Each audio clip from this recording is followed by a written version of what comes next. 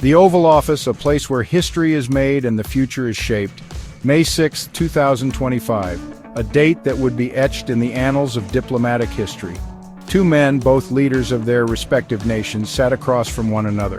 The room was filled with an air of anticipation and the weight of their responsibilities. On one side, the brash and unpredictable Donald Trump, the 45th President of the United States. Known for his bold statements and unorthodox methods, Trump was a figure who commanded attention. On the other, the calm and collected Mark Carney, Prime Minister of Canada. Carney, with his composed demeanor and strategic mind, was a stark contrast to Trump. The meeting was meant to be a routine diplomatic affair, but the tension in the air was palpable. The cameras were rolling. The world was watching. Every word, every gesture was being scrutinized. The topic at hand was the persistent and somewhat tongue-in-cheek notion of Canada becoming the 51st state of the United States, a concept that had been a source of humor and speculation for years. This idea, often bandied about in jest, had taken on a new life in the Trump era. With Trump's unpredictable nature, what was once a joke now seemed like a potential reality. Trump, known for his unconventional approach to foreign policy, had hinted at his desire to see Canada join the Union on more than one occasion. His comments had sparked debates and discussions across both nations. As the two leaders sat down to discuss, the world held its breath. Would this meeting mark the beginning of a new chapter in North American history, or would it be just another footnote in the complex relationship between the two nations? Prime Minister Carney, however, was prepared. He understood his audience and the stakes involved. This wasn't just any negotiation, it was a high-stakes diplomatic dance. Trump, a former real estate mogul, prided himself on his deal-making prowess. His reputation for striking hard bargains was well known, and he often used his business acumen to his advantage in political arenas. So, Carney decided to speak his language. He knew that to get through to Trump, he had to frame his arguments in terms that resonated with a businessman. When the topic of Canada's potential annexation arose, Carney delivered a response that was both disarming and brilliant. He chose his words carefully, aiming to diffuse the tension while making a strong point. "As you know from real estate," Carney remarked with a wry smile, "there are some places that are never for sale." His tone was light, yet the message was clear and firm. "We're sitting in one right now." The implication was unmistakable. Canada was not up for negotiation.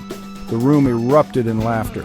Carney's clever use of humor had diffused a potentially volatile situation. Even Trump, momentarily caught off guard, chuckled at the audacity of Carney's statement. It was a masterclass in diplomacy, Canadian style. Carney's real estate analogy was a stroke of diplomatic genius. By using Trump's own background against him, Carney was able to communicate Canada's position in a way that was both clear and humorous. He effectively shut down any further discussion of annexation without resorting to diplomatic jargon or outright confrontation. The impact of Carney's statement was immediate. The air in the Oval Office seemed to lighten. The tension dissipated. Trump, recognizing a skilled negotiator when he saw one, abandoned the annexation talk and moved on to other topics. Carney's clever use of real estate lingo was more than just a witty retort.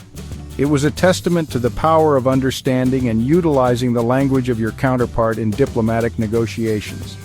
By speaking Trump's language, Carney was able to bridge a cultural and political divide, diffusing a potentially awkward situation and reaffirming Canada's sovereignty in a way that resonated with his audience. The meeting between Carney and Trump serves as a valuable lesson in the art of diplomacy. It highlights the importance of empathy, humor, and a deep understanding of the person sitting across the table. In a world often marred by misunderstanding and conflict, Carney's clever use of a real estate analogy stands as a shining example of how to achieve diplomatic success through wit and wisdom. Carney's approach was not just about the words he chose, but also about the timing and context in which he delivered them. His ability to read the room and adapt his message accordingly was crucial in ensuring that his point was not only heard, but also appreciated. This skill is essential for any diplomat, as it allows them to navigate complex political landscapes and build bridges where there might otherwise be walls. Carney's interaction with Trump is a perfect illustration of how effective communication can turn potential conflicts into opportunities for collaboration. The legacy of this meeting goes beyond the immediate outcomes. It serves as a reminder that diplomacy is not just about what is said, but also about how it is said. The tone, the context, and the delivery all play a crucial role in shaping the message and its impact. In the end, Carney's success in this diplomatic encounter underscores the importance of being adaptable, empathetic, and strategic. These qualities are what make a great diplomat and are essential for anyone looking to make a positive impact on the world stage. As we look to the future, the lessons from Carney's approach to diplomacy will continue to be relevant. They remind us that even in the most challenging situations, there is always a way to find common ground and work towards a mutually beneficial outcome. Carney's clever use of a real estate analogy stands as a shining example of how to achieve diplomatic success through wit and wisdom. It is a legacy that will inspire future generations of diplomats and leaders.